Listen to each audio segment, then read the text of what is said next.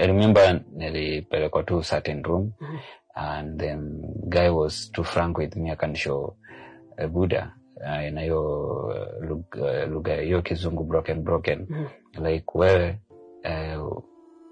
mimi nimeshakununua na get na there's nothing you can do about it. It's either you do the job or maybe you pay for it. Na ndio urudi home lazima ulipe certain amount of money ambayo ilikuwa $4,000 US dollars and more amount of money that can amount to like something 1.something M ya Kenya. Kumaanisha hiyo ndio pesa alikulipia.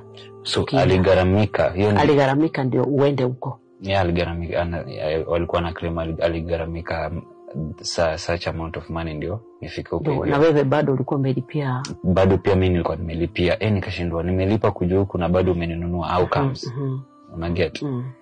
So vinyoto alinisho pale hivyo mazejo, you either do it or you pay for it ama una get. Na mimi nikiangalia mtaa sijaacha msee mwenye anaweza ambia wewe ni aje sunisukumia hata kamita hivi ni nini.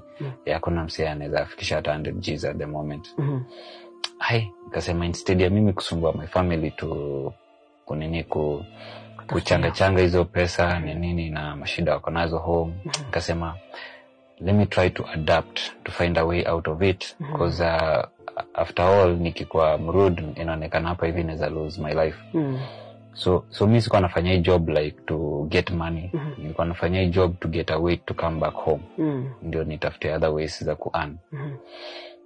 So I tried to adapt but now food walikuwa nakula pale hivyo ilikuwa haicooperate na mwili yangu. After a week nilikuwa msick ile mbaya kabisa. And nikapelekwa kwa hosi wanyona nini. And nikaekwa tu drip ya maji, sikuwa na staff muhimu alinifanyia. And I remember walikuwa na expect like nifanye job still niko msick, which was weird kabisa. Na like human vehicle ina make sense.